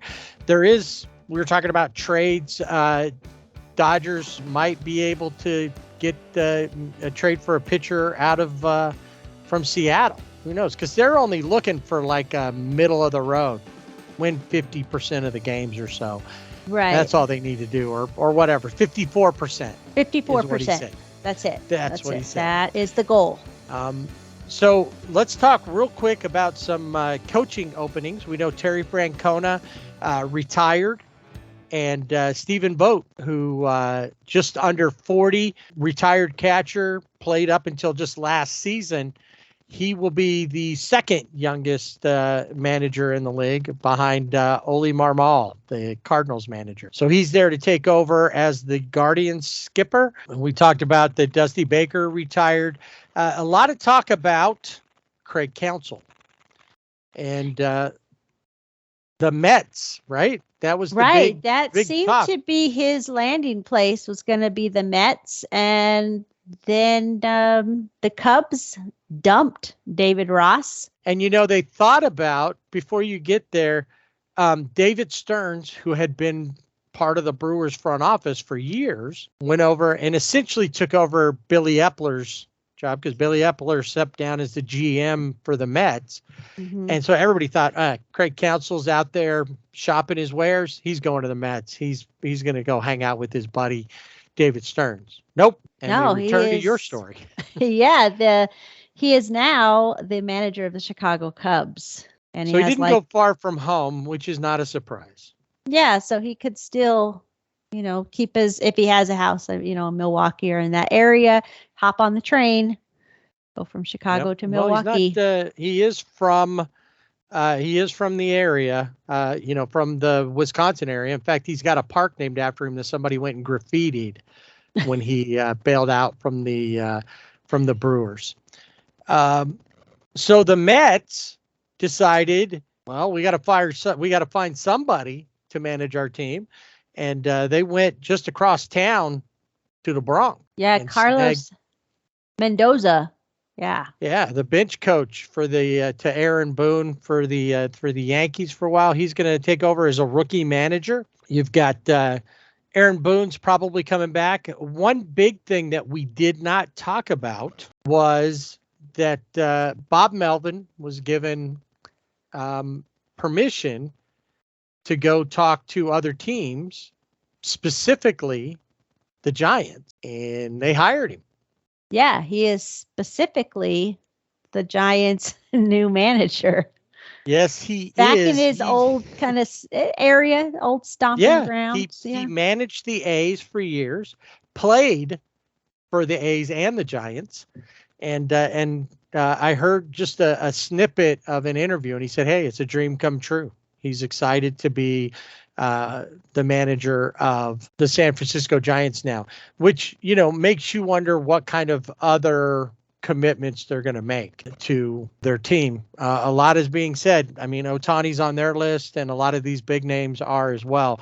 So who knows what they might end up doing. There are a few other changes. I think we talked about Chaim Bloom had been fired. They got Craig Breslow took over for him. I'm trying to remember who it was.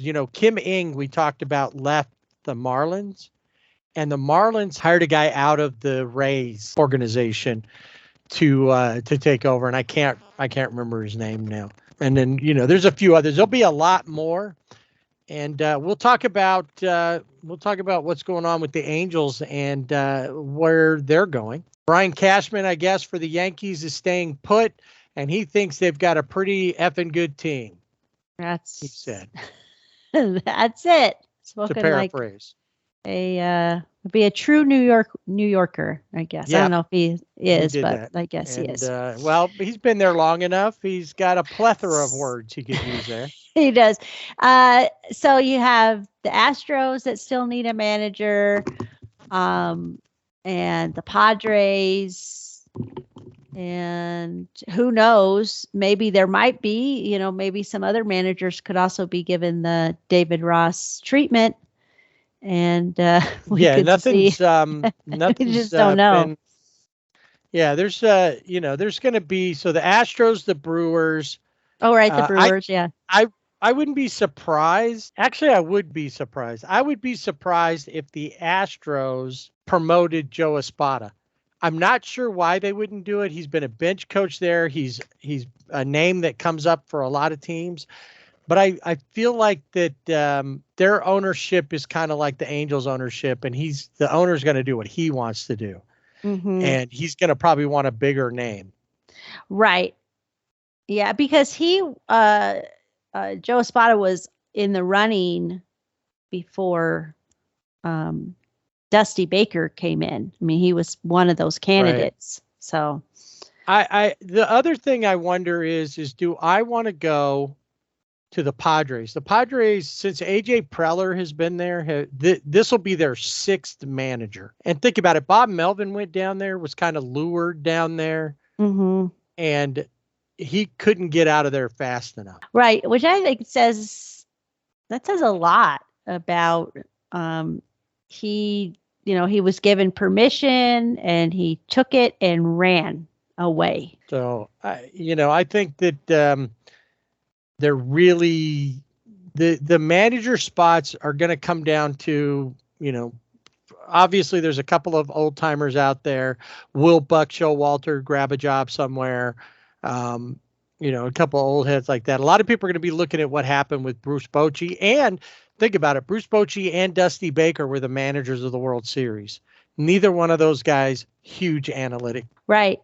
Yeah, I think it's going to be one of those. I mean, obviously, analytics is here to stay in baseball. We all know that, and it's been used for a long time before. It just wasn't the prominent, what everybody talked about all the time. But it's kind of like a pendulum. I think you're going to see, well, look what happened. Look at Bruce Bochy, what he did in Texas. And when he came out of retirement, he didn't come out of retirement to lose, which is exactly what he said. I'm going to win. And he did. So I think it's you have to have a good mix of an old school, but somebody can use the analytics, but a Joe Madden, where does Joe Madden fit in? Do we ever see him again as a manager? It's a good question. I think he would, but it's got to be the right situation. And who knows what everybody's saying about, in the front offices about him because of what happened between him and Perry. Right. But I think that he could still be, and I think the Angels might have very well found their way into a playoffs with him being left alone to do his job. And so we'll watch all of that. There's going to be more changes probably, and maybe by next week we'll have more of these coaching vacancies filled, and maybe we'll have more coaching vacancies. Yeah, we never know. And don't know. Like I said, we're going to talk about the Angels next week and see what's going on with their manager search. How does their coaching staff go? Because for whatever reason, the Cubs have hired away 3 Angel coaches. The pitching coach, Matt Wise, is going to be their bullpen coach. That's right. Marcus Thames is going to be their hitting coach. And then Drew Butera, which I don't remember what he did, but he's going to be there as well. What would be interesting is if away from the Angels, there's improvements with the White Sox hitting, with the White Sox bullpen. Could that possibly change? The one thing that a lot of people that are fans of the White Sox have issue with is that they have trying to remember what his name is, but he's a second-year manager, Pedro Gefrol. Yeah, I think is it. Like, yeah, I'll have to close look it to up. that. He's Pedro Plethora.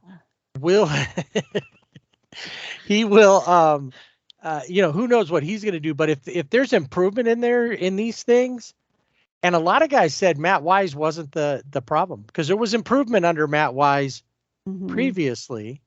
And then they started changing up the bullpen coach, and there were a couple other changes. And next thing you know, regression. Well, it'll be interesting to watch. I think that's something we definitely should put on our radar, because then you're going to see, is it the manager, the coaching staff, or is it more the organization right, and the front office that has their hands where they shouldn't be? Yeah, the changes that they were making. And I think with the Angels, there's a good chance that they're not going to be very good anyway, because it's a bad team anyway in Chicago. Especially, that's one person we didn't mention. Tim Anderson released. Yes. Or not released, but non-tendered. He didn't get so he's a free agent, and there'll be more of those because there were some qualifying offers that went out, and as of recording time, they haven't had to answer up to that yet, but we're pretty sure most of the time, they're all turned down. Yeah. There's only a couple players. Javi Baez, who's been so bad, opted in on his contract. Yeah, that's probably a good thing for him. But a few players opted out, and so we'll talk more about that as we go next week. Like we said, we got more to chat about. And that'll wrap it up for this week's edition of the Sibling Rivalry Baseball Podcast.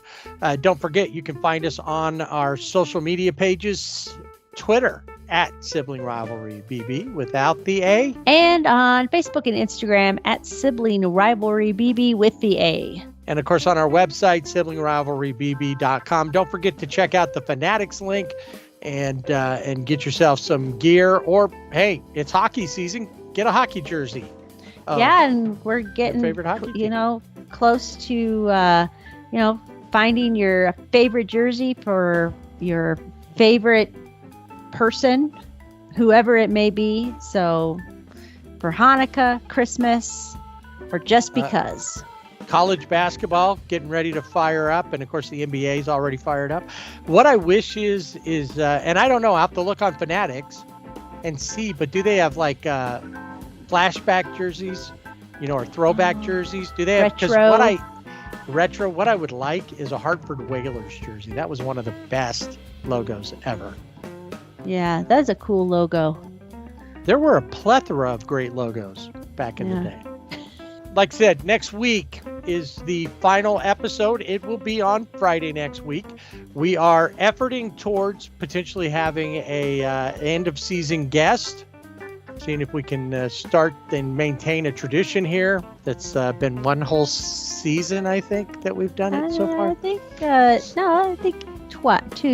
two seasons, maybe. I don't know. I think it's only been one that we've had at the end. This is our Well, this will be the first time we did it at the end. The second time we did it at the end, if he's available. Right. But anyway, we'll get you up to date on who walked away with the BBWAA awards, the Baseball Writers Awards, and the ones they actually get the real hardware for, and announce and give them the hardware before the during games at the beginning of the next season.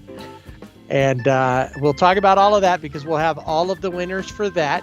We'll update any hot stove and managerial and coaching things that seem pertinent at the moment. Hopefully we'll have him, and we will talk Angels. And obviously we know there was a disappointment there, but what can they do to get better, and what have they already started trying to do? And plus we'll have the GM meetings in our back pocket at that point to we'll have all the ideas that came out of it. So until next week, have a great week, great weekend. Happy Veterans Day to all the vets out there. We appreciate what you've done, what you do. And, don't forget to swing away.